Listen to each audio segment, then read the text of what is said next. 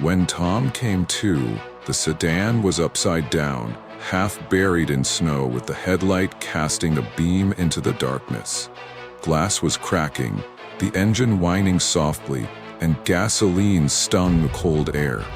Ellie was moaning next to him, trapped by her seatbelt, and up front the Uber driver Rick was still out cold on the wheel. What really froze Tom's blood was seeing that strange guy move first, yanking his torn backpack across the floor like the crash was just a minor delay. Tom stretched his arm out, clicked his belt free, and tried to reach Ellie. The tension in the car was off the charts, every breath fogging the broken windshield. The stranger lifted his head, his blue-gray eyes gleaming under that wet hood, a revolver steady in his hand. He told Tom to shut up and pointed toward the door. Outside, the wind howled, whipping snow into little whirlwinds. Tom took a deep breath, sliced Ellie's buckle with the knife hidden in his boot, and whispered for her to get out. Meanwhile, the passenger kicked at Rick's door to wake him, but Rick only groaned, still half out cold. Ellie pushed the door open and stepped into snow up to her shins. Tom slipped on the cold metal and followed. The stranger came next, revolver in hand, ordering them to drag Rick out. Rick was too dizzy to stand, so Tom leaned him against the embankment while the gusts blew snow into all their faces. The passenger tossed the backpack into Ellie's arms and growled, "Carry it."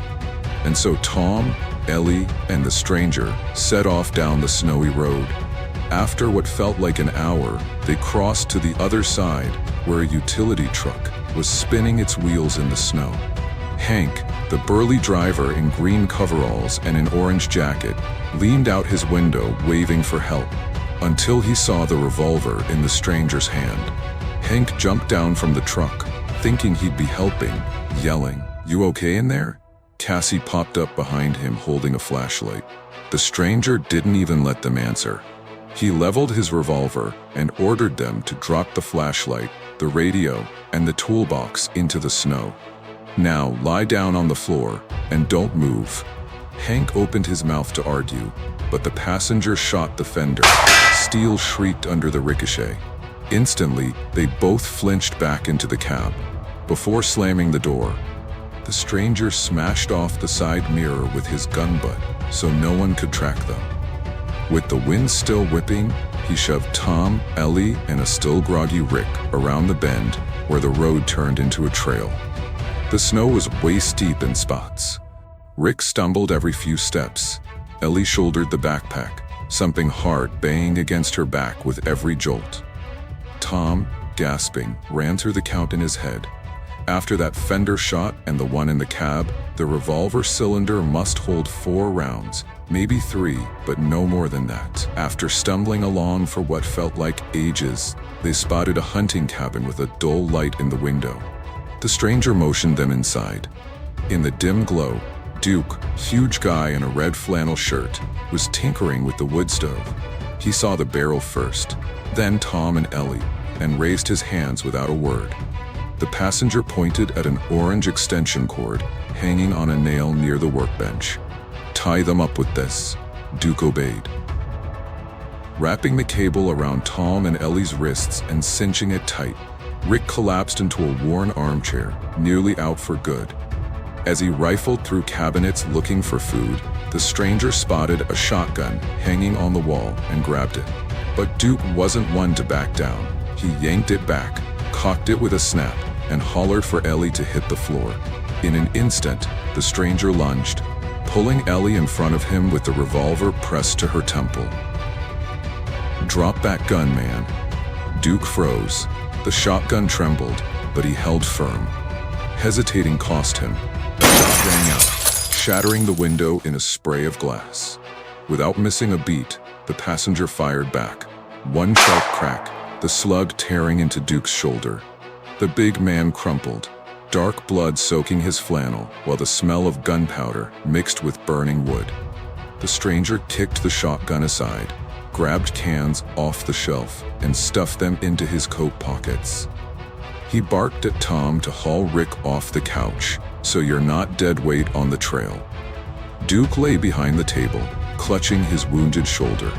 Satisfied, the passenger leveled his revolver at the door and snarled, "You two, outside, now." He yanked the door open and shoved Tom and Ellie into the night. The wind still roared, and the flashlight he'd stolen from Hank barely cut through the storm.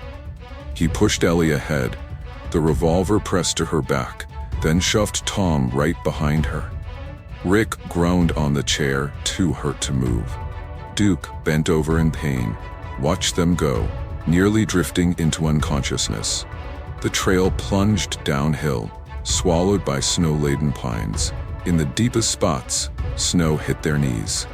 The stranger turned every 10 steps to check they hadn't bolted, snarling about moving faster. There was a long way to go.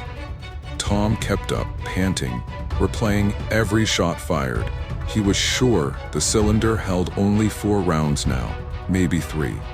An hour later, the beam of the flashlight caught a small snowcat, stopped on the trail. The operator, a local guy named Mason, raised his hand, thinking he'd offer a ride. The stranger fired once into the front tire, letting it hiss flat. Mason dropped his radio, raised both hands, and had to hand over the extra flashlight, before being tied to the steering wheel with a tow cable looped around it 4 times. Beyond that, the trail opened into a vast sheet of ice, like a frozen lake. The stranger lined them all up, Ellie, then Tom, and warned flatly, "Try anything, I'll shoot you." Tom pressed his fingers to the revolver cylinder.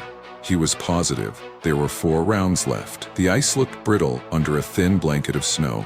The flashlight's beam traced the cracks ahead. Across the expanse, a faint lamplight glowed from a fishing shack. The stranger ordered Ellie forward, Tom right behind. "Keep your eyes forward," he growled, watching their every step. Halfway across, the zipper on Ellie's pack split open. Blood-stained photos spilled out, along with a cracked Huntsville prison badge showing Tom's sister, their aunt, and a newspaper clipping that yelled, "Nurse accuses inmate of assault." The story said she'd reported Caleb R. Walsh after treating an injured guard. Tom's blood ran ice cold. This guy had killed his sister to silence her, and now he was coming back to destroy any proof left. The stranger caught Tom's stare, cursed, and bent to scoop up the evidence. The ice began to crack beneath the stranger's feet. Water seeped up around him, and his revolver slipped from his hand into the widening crevice. Ellie screamed. Tom lunged to grab his daughter, and they both landed on their knees, atop a spiderweb of fissures, racing across the surface.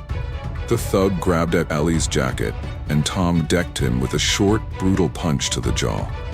The ice gave way under their weight, plunging them waist-deep into frigid water. Ellie dropped her pack near the edge, and spotting an old rusty wrench inside, snatched it without thinking. Tom trembled against the shore, clinging to the ice's edge. The stranger, nearly submerged, grabbed Tom's wet jeans with one hand, trying to haul himself out. Ellie, shaking, lifted the wrench and brought it down on his head.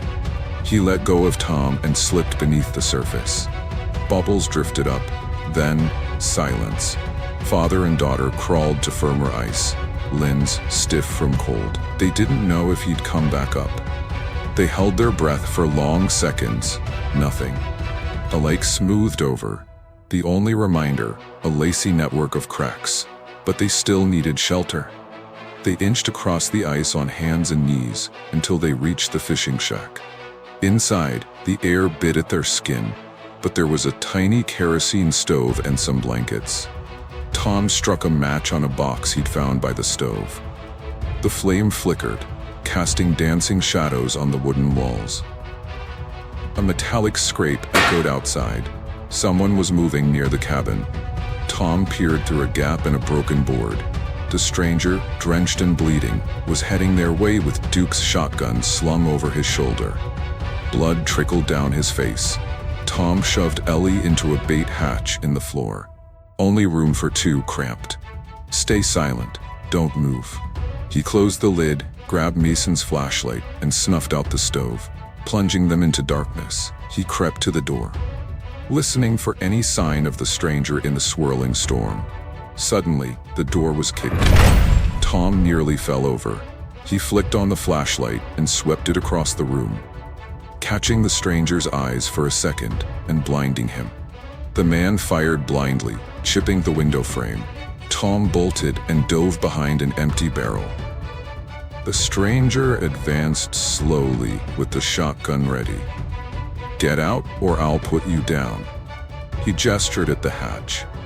Tom kicked the barrel into him, buying a split second. Ellie heard them, and when the thug leaned in, she shoved the hatch lid up with all her might, smacking him in the jaw. The shotgun clattered to the floor. Tom slammed into him next, the two rolling across the cabin floor, fists flying into soaked jackets.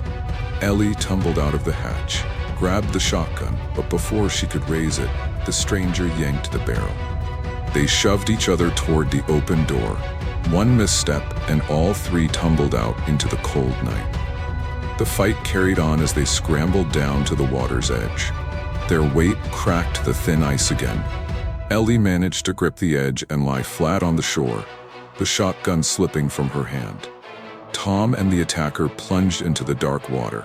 The stranger surfaced first, airing his good hand into the ice to pull himself up, the revolver clutched in his other hand. Tom followed close behind and seized his arm, yanking him back down. Ellie scrambled up, grabbed the shotgun, and fired at his hand. The revolver slipped free and sank into the black water. Ellie collapsed in tears and chills, kneeling on the ice. The wounded man sank again, taking Tom down a moment, the cold almost unbearable.